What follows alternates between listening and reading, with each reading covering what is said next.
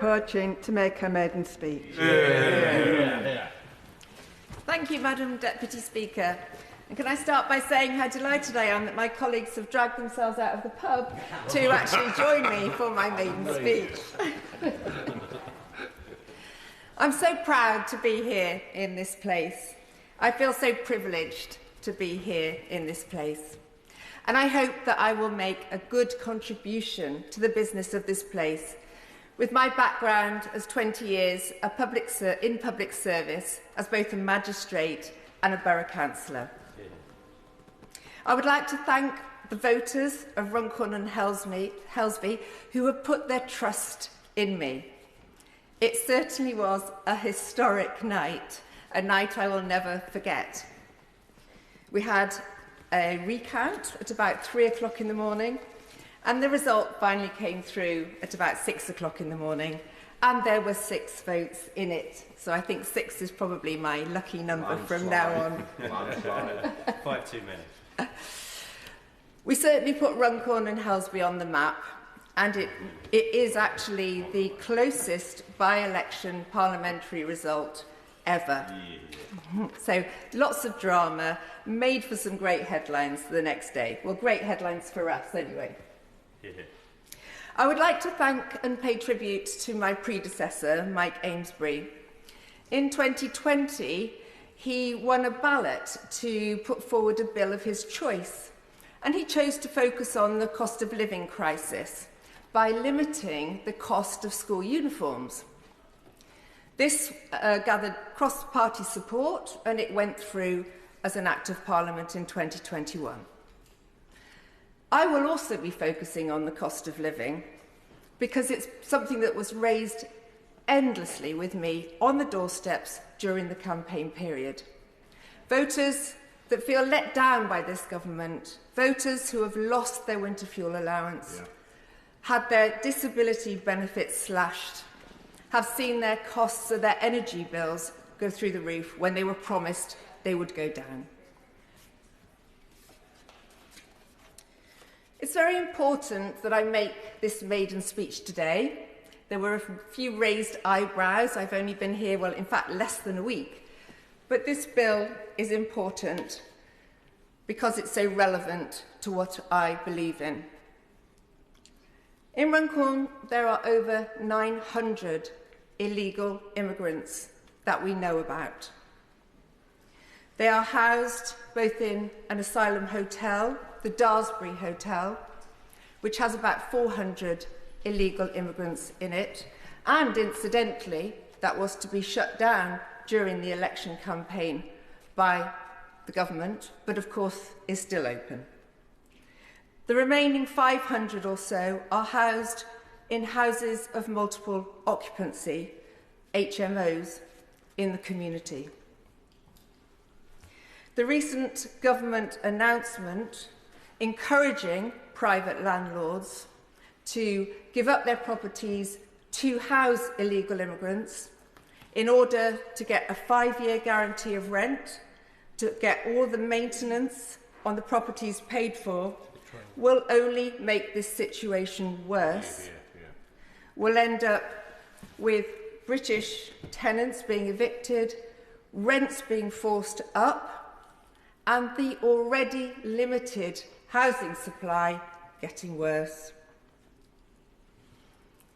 The problem for the communities of places like Runcorn is that these houses of multiple occupancy often have 15 to 20 young men in them, and families living nearby have to put up with antisocial behaviour through the night, drug dealing, people coming and going, noise.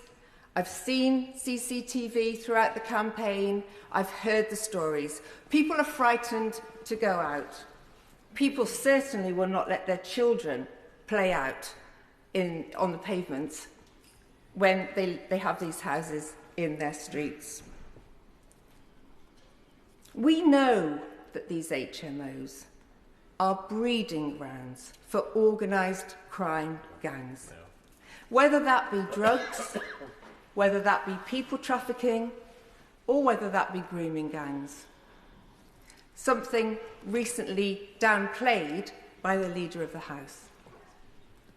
Sexual violence against women, abuse of women, the safety of women and children will be something that I will champion, not deny. My background in the justice system will also, I hope, give substance to my contributions on subjects close to my heart, like the current state of our prisons, the daily threat that our brave prison officers, men and women, face when they go to work. Just recently, again, another example in the news over the last couple of days about what they're facing. I will also be a strong voice against the prosecutions of our Northern Ireland veterans who were so brave on our behalf in the Troubles. I will be brave as they were for us, and I will stand up for what is right and fair. Turning to the constituency itself.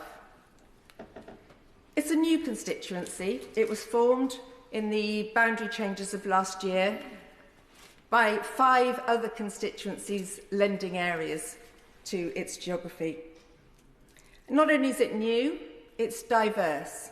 It's home to some of the wealthiest, to some of the poorest. It's home to a beautiful market town, vibrant town of Frodsham, to Runcorn Old Town, which is in decline and in desperate need of investment. It has beautiful leafy villages, and it has housing estates battling drug crime, battling antisocial behaviour. And I have lots of wonderful businesses in the constituency, ranging from the chemical industry, the farming industry, right through to the science park. So there's a lot of really good businesses in this constituency. But there are many challenges ahead. And some of the problems that I'm going to take on behalf of my constituents are things like the drastic shortage of housing, on things like the desperate need for investment and regeneration of the old town.